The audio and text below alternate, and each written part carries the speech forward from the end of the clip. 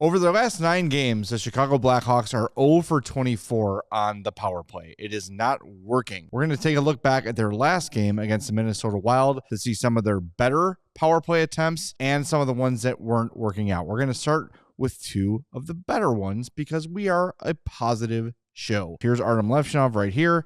He's got the puck. He is going to do the slingshot pass that we all love and adore back to Teuvo Teravainen. You can see the Minnesota Wild player, knowing what's coming, is heading back to the neutral zone. Teravainen here, he's going to receive the puck and carry it up. Teuvo gets the puck here to Connor Bedard, who's moving with speed. And as you can see here, the Blackhawks have guys moving forward. Motion. This is Levshinov. Motion. Oliver Moore. Motion. All these guys are moving. Because of that, so are the Wild, right? Backwards, backwards, backwards, backwards. This is what you want. You want everyone moving into the zone with speed instead of standing still. More on that to come a little bit later. So Connor Bedard carries the puck up. He's got a very easy outlet right here. And Tyler Bertuzzi, who again is moving up. The Wild are all here sort of gathered on the right side. So there's plenty of space for Bertuzzi to retrieve that puck and enter the zone very, very easily. There he goes. He's in. And you can see here, Tyler Bertuzzi has lots of options. He's got Bedard here if he wants to try to force one. It depends on which way Bedard is skating. Teuvo is going to sort of linger in this area here, looking for some open ice. But ultimately, this pass is going to come back here to Artem Levshinov, who is wide open at the point. Even with the Minnesota Wild player pressuring, Levshinov has options here, right there. He's got Oliver Moore wide open over here. This sequence goes on to create several good scoring chances. So there is the first entry of their first power play. The same power play we're going to look at again because they have another successful entry a few minutes later. Once again, Artem Levshinov has the puck here. He is again going to do the slingshot play, this time to Andrei Burakovsky right here. Levshinov is going off for a change. You've got Ryan Donato here. You can see Burakovsky appropriately heads up, looking up the ice, looking to move. He takes it all the way to the Wild blue line, and he's going to dump it in this way. But again, as we illustrated on the last play, Blackhawks are all moving forward. No one is standing still, and the Wild here on their heels, back, back, back, aware of what's going on. This puck is going to ring around the boards into the corner. Here's Ryan Donato.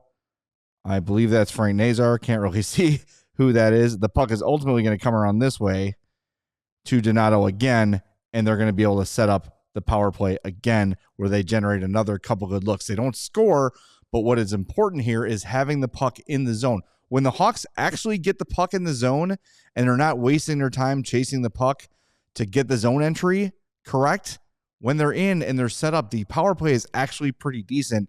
It's just lately these zone entries have been terrible. Now that we've seen 2 successful ones, once on the carry-in, one on the dump-in, we're going to take a look at 2 of the less successful Blackhawk power plays in the same game. Here's Matt Grzelcyk with the puck. He is going to get the puck ultimately here to Andrei Burakovsky. Burakovsky has it here. As we illustrated last time, heads up, he's looking up ice. But here you have Grzelcyk moving horizontally. Ryan Donato is moving back. Nazar here is not looking at where the puck is, but not really moving. His feet are standing still. Nick Foligno here looking for the puck. His eyes are here. He is going to be the one moving this way. All right, so that now Burakovsky has the puck, carries it in, dump in right here. Very easy because all the Wild here are ready for it because the Blackhawks aren't moving. There's 4 Minnesota Wild here. The puck is going this way to Jesper Wallstedt in goal for the Wild. He's going to very easily get the puck, and he is going to clear that bad boy all the way down, squashing the power play, squashing the period. When the Hawks are not entering the zone with speed and they don't have guys moving their feet into the zone, the dump in or the carry in aren't going to work because all Minnesota has to do is focus on one player, the player in motion. On that example, it was Andrei Burakovsky. We're going to take a look at another example. This time we have Teuvo Teravainen right here carrying the puck. Connor Bedard here is trailing behind. One is looking this way, so obviously not moving that way. Oliver Moore, who will eventually get the puck, is right here. Tavo carries it up, gives the pass to Moore just short of the blue line, which I think creates a bit of a challenge for the puck handler, especially here since Oliver Moore is left-handed. Oliver Moore has to take the puck on this side of the blue line, and you can see the Minnesota defender is right here ready to break it up, and that's exactly what happens. The Hawks get the puck in the zone, but Moore and Teravainen cannot win the board battle, and Minnesota clears the puck very, very easily. So what we're seeing here is that the Blackhawks, based on these examples, and this is if you've been watching games, you've been seeing this too, when they move the puck in motion with all five players moving forward into the wild zone or the opponent zone, whoever it might be, they've got more success. And it's not always carrying it over the blue line, and it's not always dumping it in.